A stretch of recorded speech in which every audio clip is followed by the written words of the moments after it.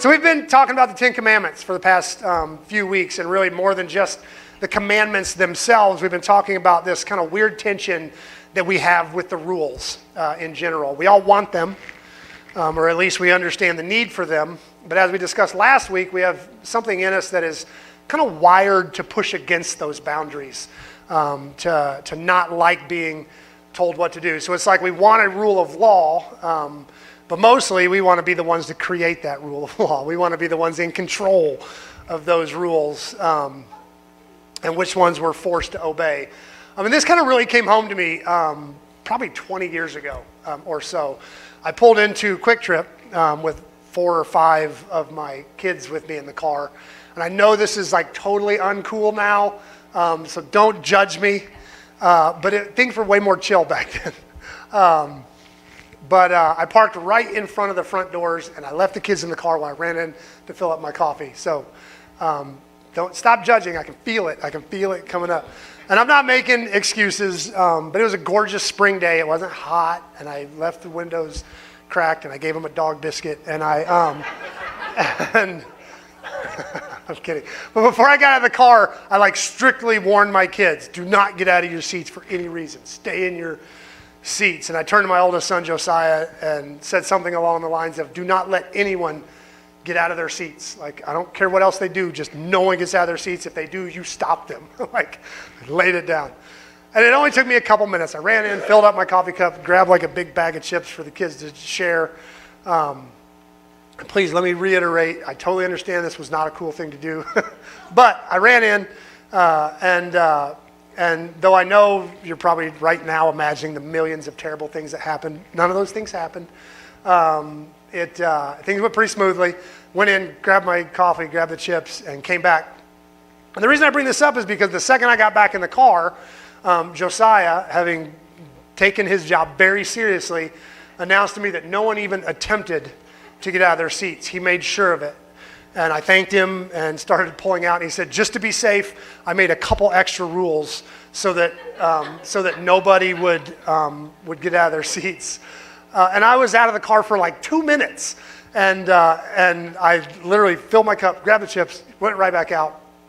And he had time to make 5 or 6 rules in those 2 minutes. And he had turned my one rule into an entire behavioral code to protect that one single rule of staying in your seat. He decided they really shouldn't talk because he might get distracted and forget to watch people. They definitely shouldn't touch each other because they might start wrestling. And in fact, if they just kept their eyes straight ahead so that they weren't tempted to get out to he had made a whole thing. And every single rule made some basic logical sense to go back to keeping the one rule. And Josiah desired to, you could tell, it was part of a desire to obey my will, but also to maintain some control himself. He wanted to not just be told what to do, but to have a little bit of say in it. And the speed with which he put this thing together, this parking lot rule of law, was astonishing. In fact, it was too fast to be anything but instinct. And I think he had that innate instinct to control things through complexity. And I believe we all tend to have that instinct. Which, if I'm honest, is why I've never spent much time in the Ten Commandments, teaching them. We all love them, and we all want them to be kind of at the center of our societal rule of law. Or maybe we just kind of vaguely wish they were. But if we're honest, we don't really know what to do with them. Which is exactly what we've been talking about. We love that they command us not to murder and steal and commit adultery. Those things are great. But we're not sure what to do. Do we compel people to worship God even if they're an atheist just because the Ten Commandments say that it's important? And that's not to mention having zero metric for how to enforce the prohibition to covet. We don't even know how to measure that. In fact, that's the big stumper that kind of got us onto this series, because even if we don't feel like we have the right to enforce the Ten Commandments on everybody else, we kind of feel like they should be the center of enforceable expectations within the church. we Christians wouldn't hesitate to say we're expected to live by the Big Ten. And yet we still have that problem of coveting. Like, how do we crack down? Like, we know how to crack down on murderers and, thieves, and maybe exclude them at least, if they're kind of openly doing this. But how do you even judge or ostracize somebody who's coveting? We don't even know how to measure that. So that's why we're here, to kind of wrestle with these questions, and to at least maybe look underneath these questions and see what these might reveal to us about the Ten Commandments. So we've opened up this series by looking at this 10th commandment, and we took kind of a close look at the complications introduced by the prohibition to covet. And we found that God is offering us this huge protection for our souls, because coveting is not good for us. It's just not good for our souls. For the one who is always looking at everyone else's stuff and what they possess and what everyone else has, they have no room in their soul for gratitude. And I think gratitude is this condition that's absolutely necessary for our own mental and emotional health.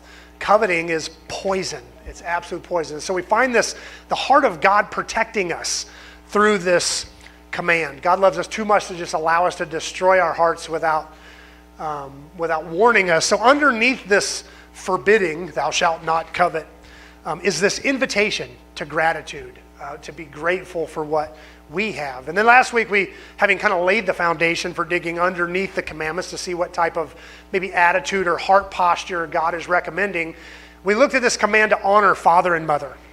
And this command that we generally assume is targeted at children, except for in the Old Testament. In that day, children had no moral responsibility to keep the Torah.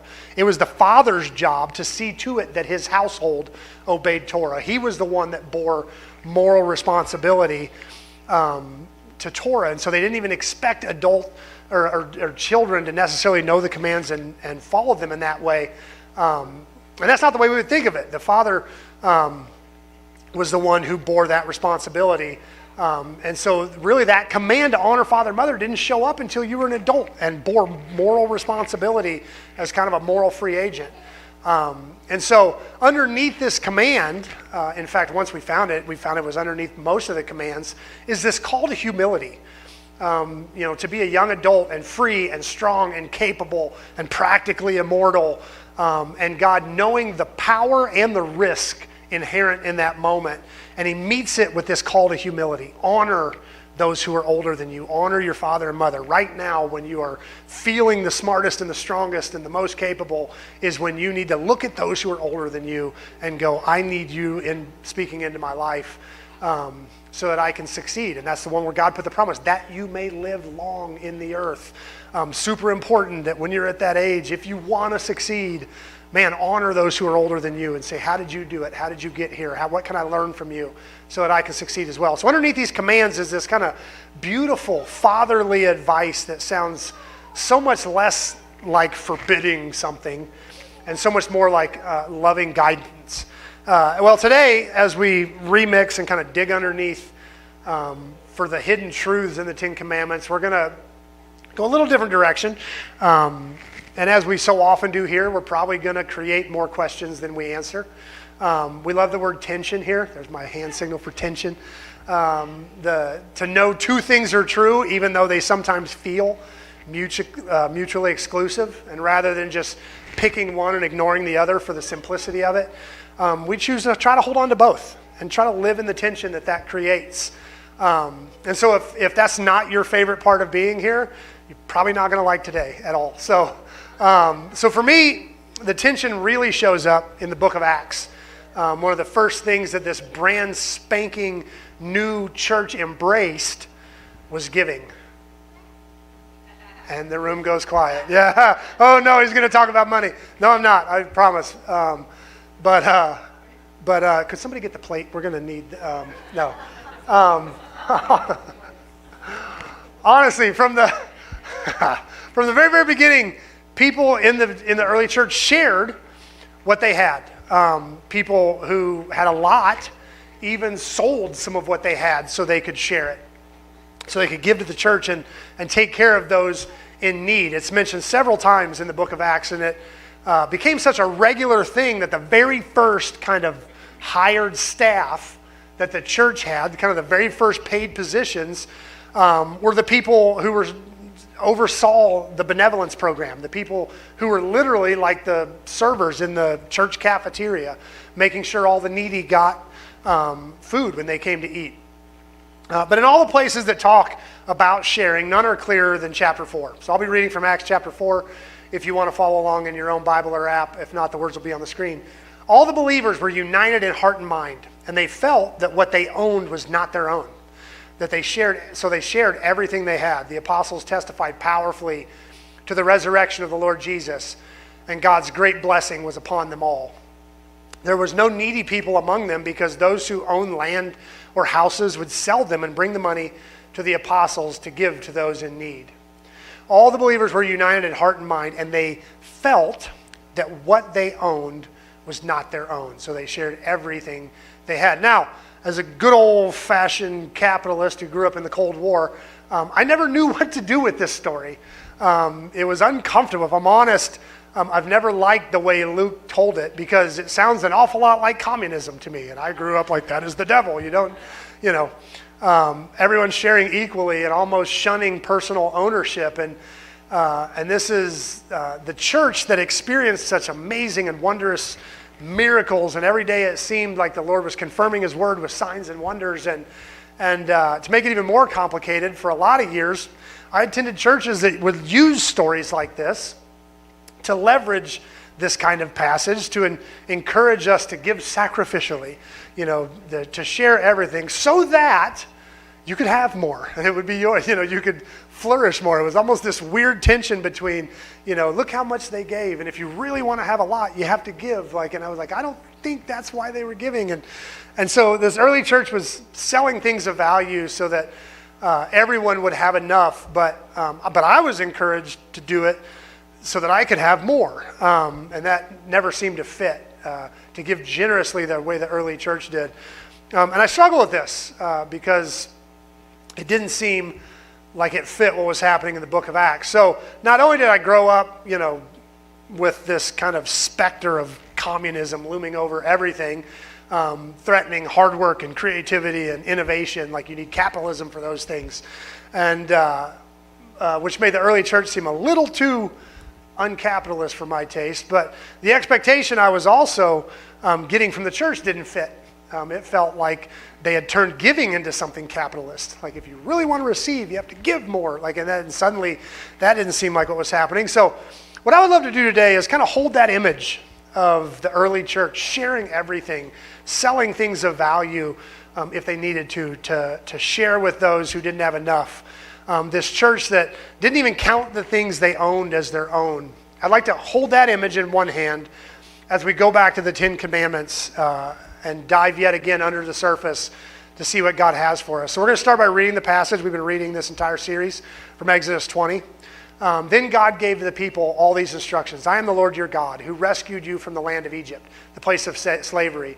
You must not have any other gods but me. You must not make for yourselves an idol of any kind or an image of anything in the heavens or on the earth or in the sea. You must not bow down to them or worship them, for I, the Lord your God, am a jealous God, who will not tolerate your affection for any other gods. I lay the sins of the parents upon the children. The entire family is affected, even children to the third and fourth generation of those who reject me. But I lavish unfailing love for thousands of generations for those who love me and obey my commands. You must not misuse the name of the Lord your God. The Lord will not let you go unpunished if you misuse his name. Remember to observe the Sabbath day, keeping it holy.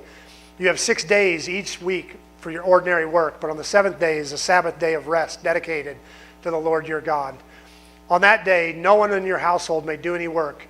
This includes you and your sons and daughters, your male and female servants, your livestock, and any foreigners living among you. For in 6 days the Lord made the heavens and earth and sea and everything in them, but on the seventh day he rested. That is why the Lord blessed the seventh day and set it apart as holy. Honor your father and mother. Then you will live a long, full life in the land the Lord your God has given you. You must not murder. You must not commit adultery. You must not steal. You must not testify falsely against your neighbor. And you must not covet your neighbor's house. You must not covet your neighbor's wife, male or female servants, ox or donkey, or anything else that belongs to your neighbor. This is the word of the Lord. Now, the part that I'd love to focus on today is this piece in the middle that we've been a little bit dismissive of. We've been talking about these verses kind of right in the middle of the commands as kind of the root that every civilization ever discovered has had kind of as their social contract. Don't kill, don't commit adultery, don't steal. These ones that everybody seems to universally agree are bad. These seem to be the kind of the least common denominator of social order. It's hard to imagine how life would work if not for these three. I mean, I'm a fairly nice person. I'm relatively gentle as a human being, and I can almost guarantee there's a few times that the forbidding of murder is the only reason I didn't murder. I'm a nice guy, and it's not usually even for big things. It's usually someone really, really annoyed me, and it's probably a good thing that there was a prohibition against murder, because I can guarantee 10, 15 lives have been saved just in my little world by that command. So these are pretty necessary, right? These are important to social order.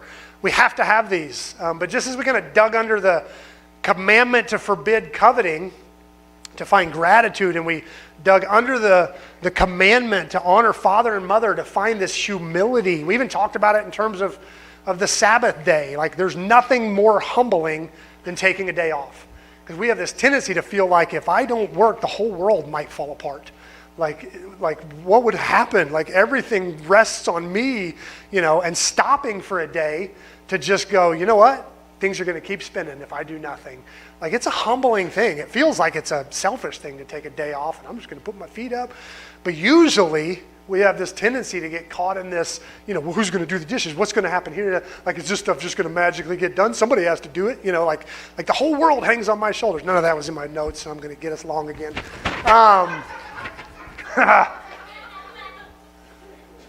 So these are actually, that was awesome. I love that one. Teach him to say amen. That's what I need. So these are so basic that they seem like they have to be there. But let's look underneath them. And this is actually what's underneath them is kind of so rudimentary. We have a tendency to overlook it because we don't usually articulate it this clearly. But inferred underneath all of these kind of prohibitions is a very important principle, and that's the principle of personal possession. Like, it's the principle of ownership. And let me explain what I mean by that. The only way the statement, thou shalt not steal, can make sense whatsoever is if I'm allowed to own something that you're not allowed to take from me. So underneath this prohibition is this idea of personal ownership. It's that something can be mine. And mine to the point that it's not yours. And you can't have it because it's mine. The only way that adultery can happen is if my spouse is my spouse and no one else's. That there's this possessiveness underneath that. And I know that's not very woke to say that, marriage is ownership, but my wife has an ownership over me that's important, and other people can't violate that, and vice versa. And likewise, my life is mine. You can't take it. It's not yours to take. It's not your life.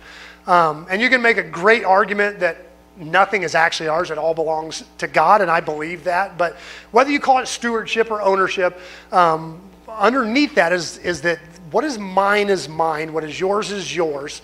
And that reality is inferred underneath these commandments, and that those boundaries are sacred things, that they're important sacred things. In order for there to be a prohibition against murder and theft and adultery, there has to be an understanding of autonomy, that I am me and you are you, and that those boundaries are God-given and sacred.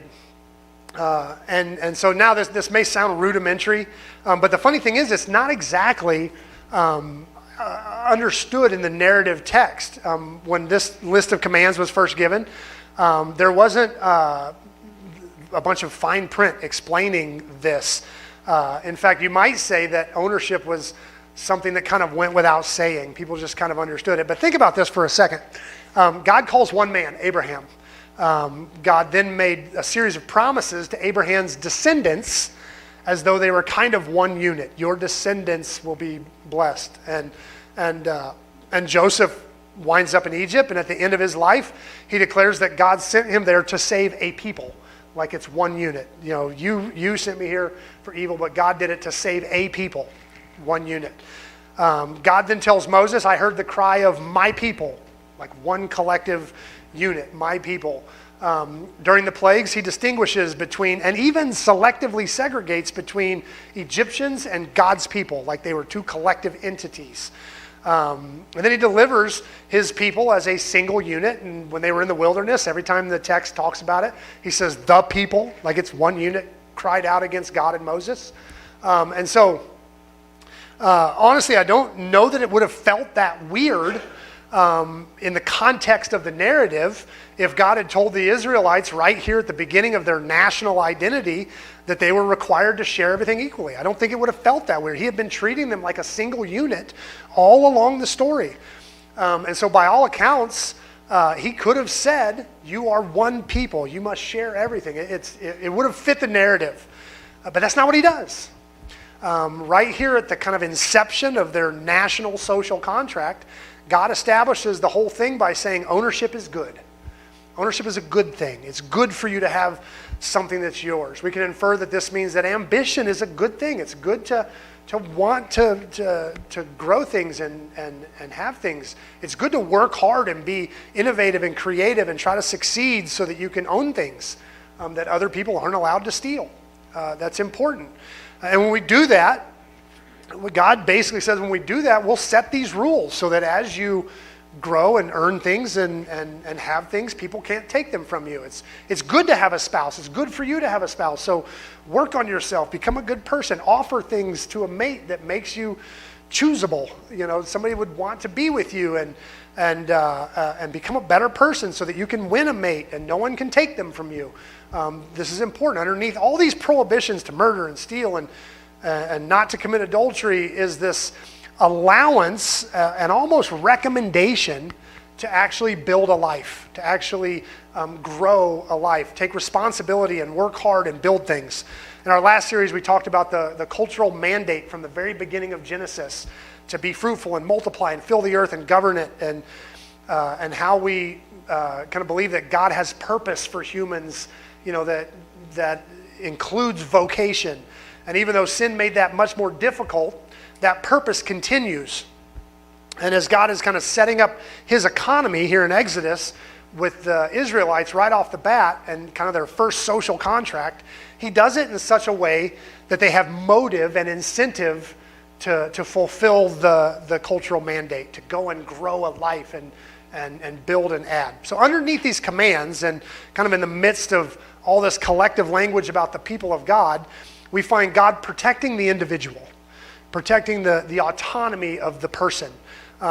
You, me, each one of us are free to have stuff and own stuff and to be joined to one spouse and to grow in the security offered by fidelity, and to be able to live our lives in peace, not constantly looking over our shoulders wondering who's going to murder us.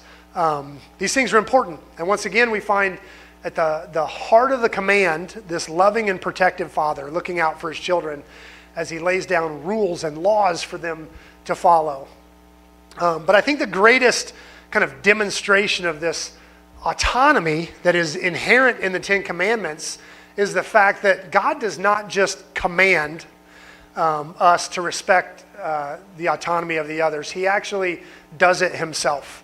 So we have this tendency to think about the Ten Commandments as just the divine law, right? It's just, this is what is expected of humanity. It's what God expects everybody to do. And really, it's just the people of God that choose to do it. But really, this is kind of what God expects of everybody. These are the universal laws. And I think that's probably true.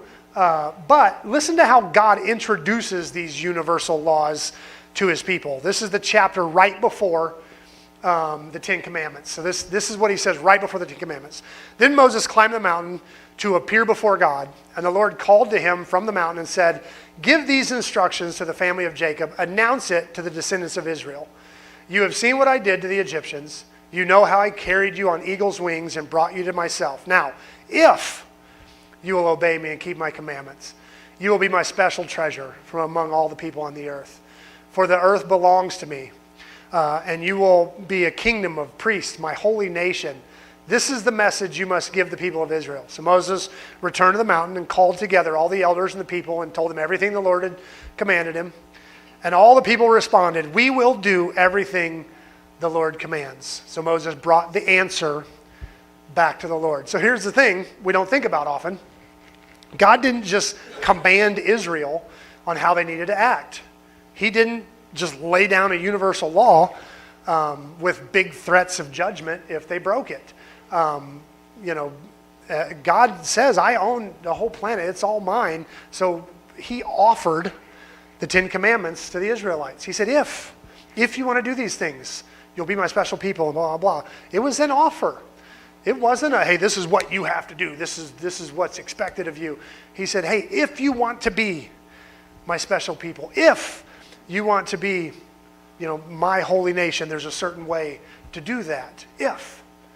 So all the thou shalts and thou shalt nots are not being imposed on Israel by a domineering God who's not only jealous but vindictive, as so many atheists kind of try to hurl at God's character.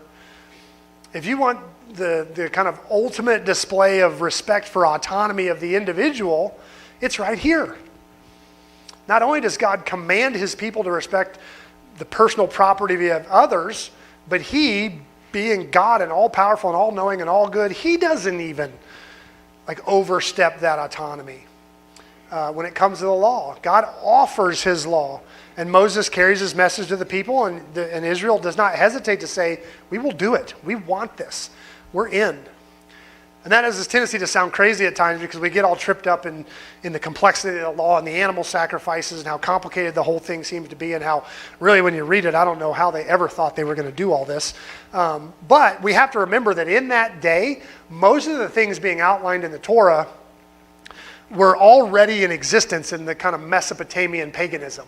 For the most part, there's nothing new in the Torah that wasn't already happening, other than maybe the Jewish festivals that were set to certain times of the year. The animal sacrifices, some of the prohibitions, the cleansing rituals, those all existed in ancient paganism. So that what made Judaism stand out and different was that in all those other religions, they had no idea why they were doing them or when they had done enough of them. There was no, you just served these kind of arbitrary gods that ran everything, and sometimes you made them mad and you wouldn't have any crops, and so you would offer sacrifices hoping to make them happy, and you never really knew if you did or not, other than the crops would sometimes get, you'd have a child die, and so you would run out to make sacrifices to the gods hoping that you somehow appease them. And it was a very superstitious and fearful way to live. And along comes this self-disclosing God who says, do you want to know how to please me? I will tell you. I'll lay it out for you so that you never have to wonder. You know when you've done enough. You know when I'm pleased. You know when I'm not pleased. And so of course the Israelites, being in this, coming out of this Egyptian thing where you were constantly afraid of the gods, to have a God who would come and say, no, I'll tell you exactly who I am. I will disclose myself to you in a way that you know. That sounded like a grace. That's why they were so anxious to go, we are in, we will do everything. It would have been exciting to know what makes the gods happy or God happy and not happy. And so they jump in. Lost my place. And this is why Brett, talking to Brett last night, he's like, there's nothing worse than when I'm looking at your notes going, I don't know where he is. Oh man, he's off now. Yeah. So as we've been remixing these commandments, Brett's like, got it, I'm back on. And we find underneath them these protections against the poison of coveting, and because it's bad for our souls, and the advice to be humble because it's good for our success as we honor those who know more than us. It's important to note that God didn't actually impose these commandments on his people. He offered them as a grace. And I think this, more than anything else, is where God starts to look less like this Old Testament deity that we sometimes picture, and more like the loving Father that we're more used to in the story of Jesus. Several months ago, one of my sons was talking to me about some kind of life decisions he was making. I didn't agree with him.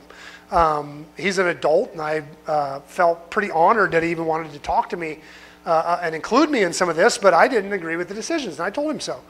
And I told him I loved him, and I wouldn't stop loving him no matter what he decided, but I didn't agree with the direction he was going, and he was kind of upset by that, and I wound up telling him, that his life is his life, and I would never presume to tell him what to do with it.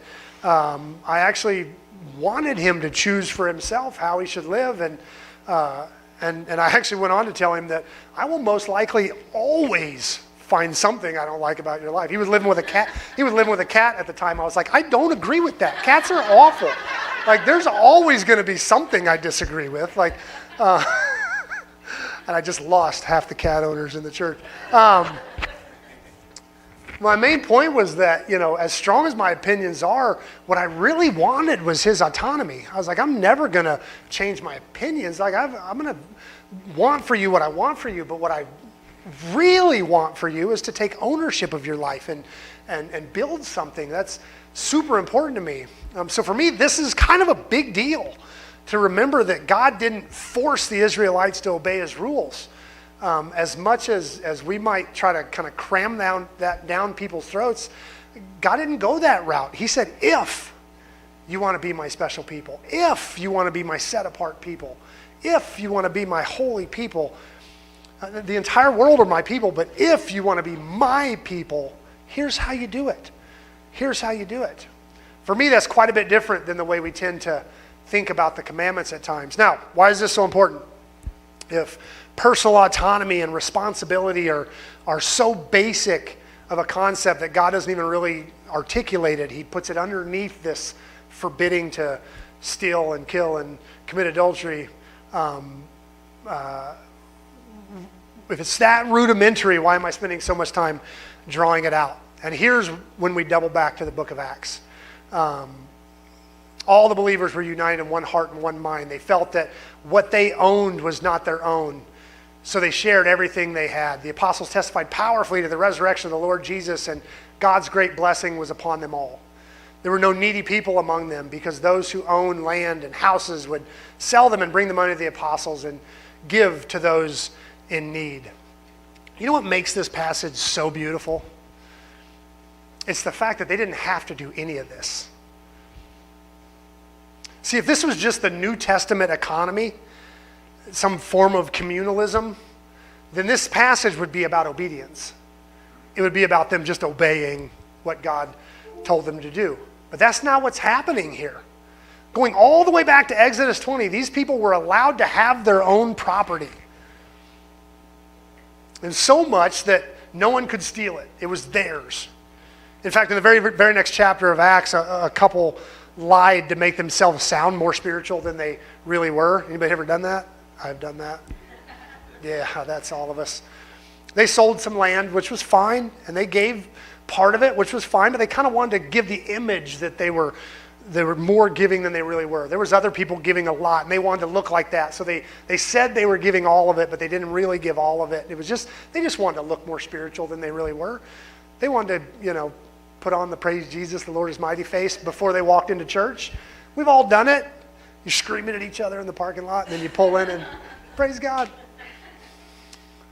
That's all they were doing, and before the Holy Spirit steps in to address the situation, Peter tells Ananias, the prophets were his. He could have done whatever he wanted with it.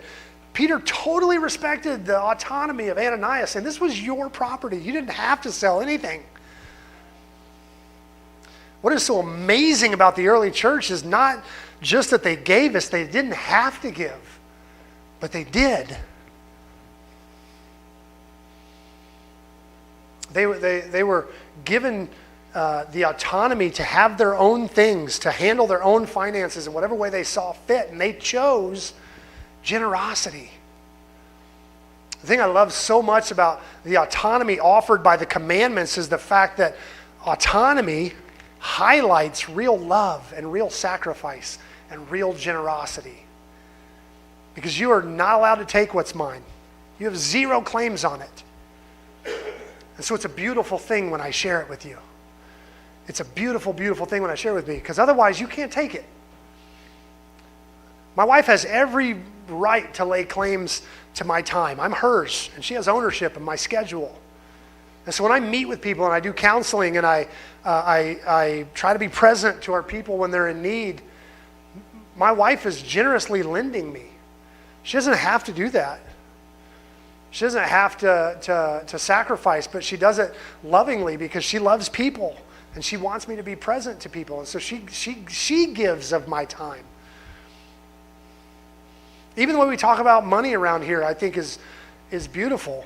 I'm never very comfortable talking about money. we talked about this. I'm not very comfortable talking about money, so let's talk about money. No. I've seen a lot of abuse around money in the church, so I don't talk about it much, but because of that, I am blown away by the generosity of our people. If you give nothing financially here at Open Table, you'll never be made to feel guilty about it. We don't really talk about it, which means those who give do it just because they're being generous. Like I don't like make people feel guilty. I don't leverage things. I don't like beg or pass and repass the plate. I don't sit here and make a strong biblical case for if you want to have a huge harvest. I don't do that. Which makes it amazing how much you guys give. It's unbelievable. Like it's one of those things where I want to write a book. Like if you really want to get people to give, stop talking about it. Because you guys are incredible, and the generosity is just beautiful because we're not twisting arms to get it. In fact, that's my favorite part about being like a come as you are church. It's not just because I like ragamuffins, although I do kind of like ragamuffins, if I'm honest. But the reason I love people who don't really know how to do church or speak Christianese, the type of people who might use words that we really don't usually hear in church. I'm pretty good with those words. The reason I love doing church with people who are real is because when God starts to change their lives, you know it's real. You know it's the real deal. When you're at church and there is simply no social capital in kind of acting more spiritual than you are, and people start to figure that out, that there's just no reason to be fake, and so they start to come, they start to realize it's kind of exhausting putting up a fake front, and so they drop it and start just really coming as they are. Then real change becomes apparent, and it's a beautiful thing because you're not forcing it, you're not asking for it, you're not twisting arms to get it. You're not like holding up this behavioral expectation that people can fake. When you give people real autonomy to be themselves, you find something very beautiful in watching God change their lives. So I find something really powerful in the fact that God offered his commandments to his people. And then once, with their own agency, they accepted it, he gave commands that would further protect that autonomy, that would protect the individual. But to the human heart, I think the most beautiful thing about this idea of agency and autonomy, at least in my opinion, is the fact that it applies to God as well.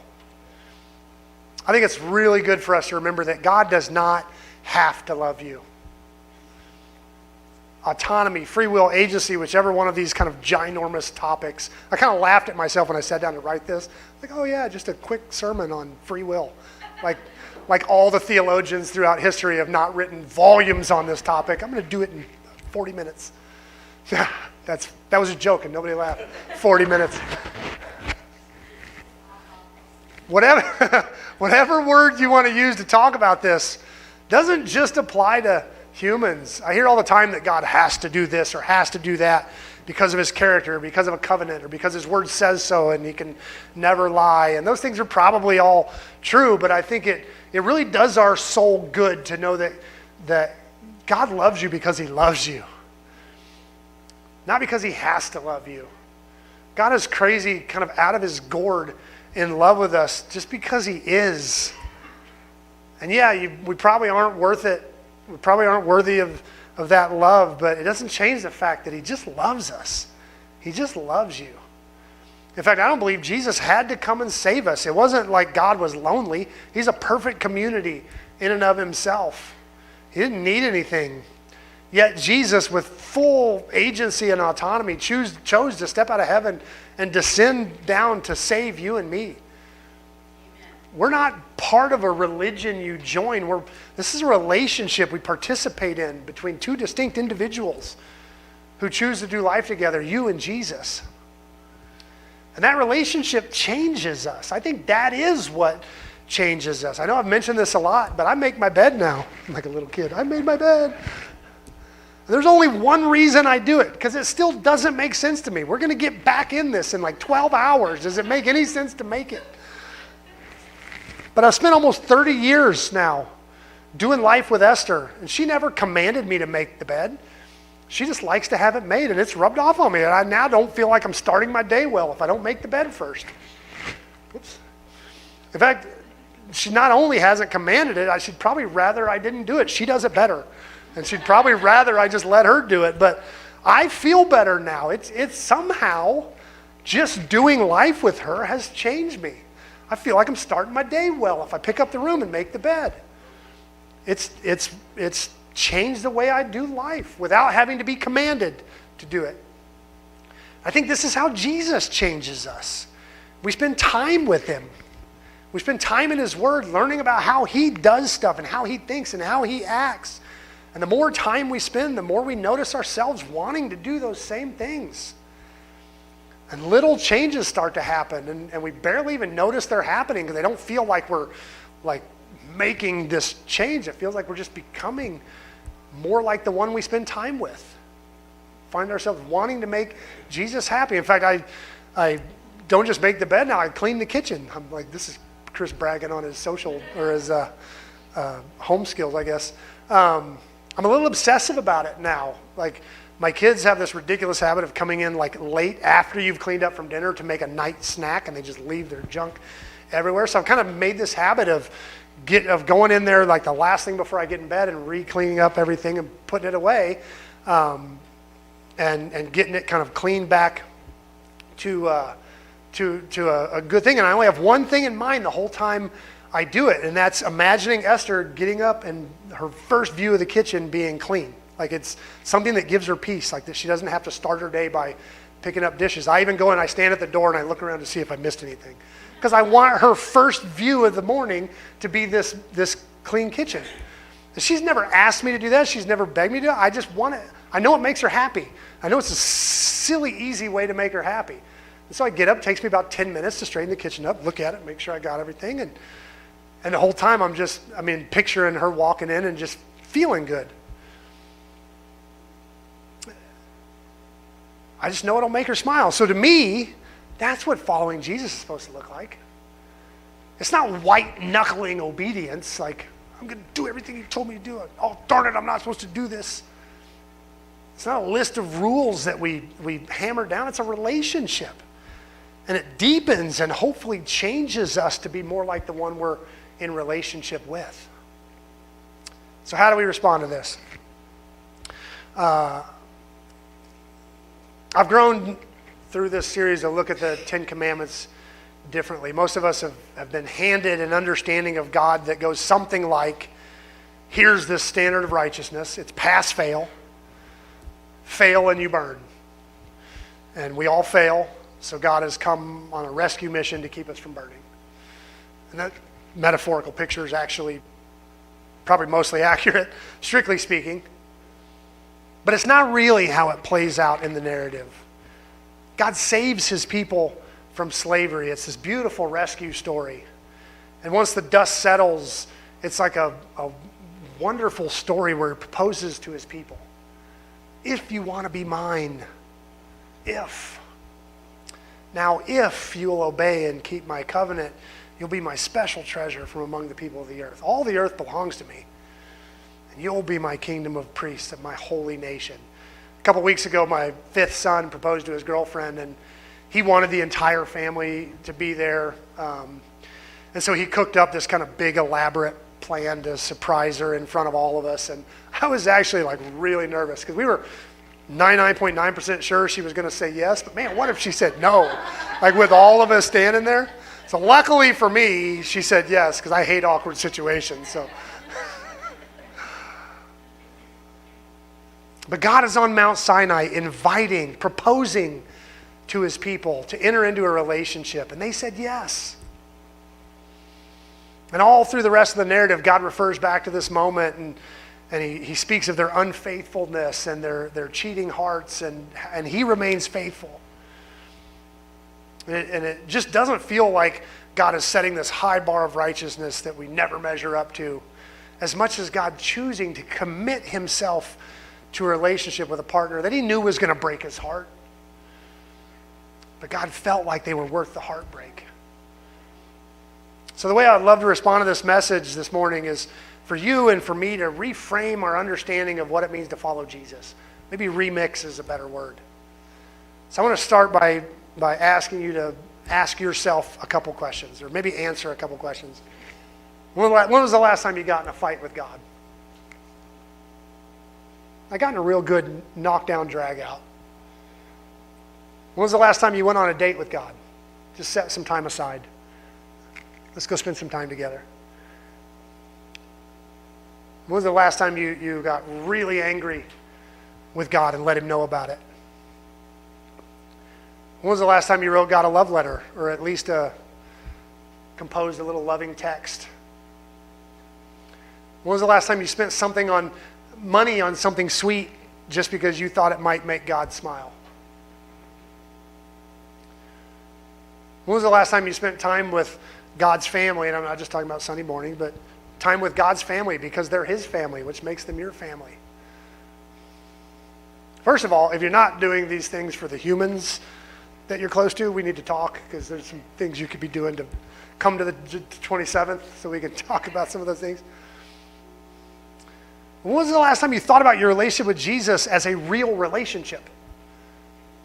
With real relationship characteristics like you have with everyone else? I challenge you this week to do just that. Even on Mount Sinai, God was inviting his people into a relationship. It's always been his heart, protecting us from the things he knows will destroy us, giving us advice that he knows is good for us and good for our success, and above all, giving us space and autonomy to be in a real relationship with him rather than just serving him as some vague and distant deity. So as we gather around the table this morning, take a minute to examine your relationship with Jesus. What can you change today to view that relationship in a way that makes it more real? Whatever it is, I promise if you do it, it'll be worth it. Let's go.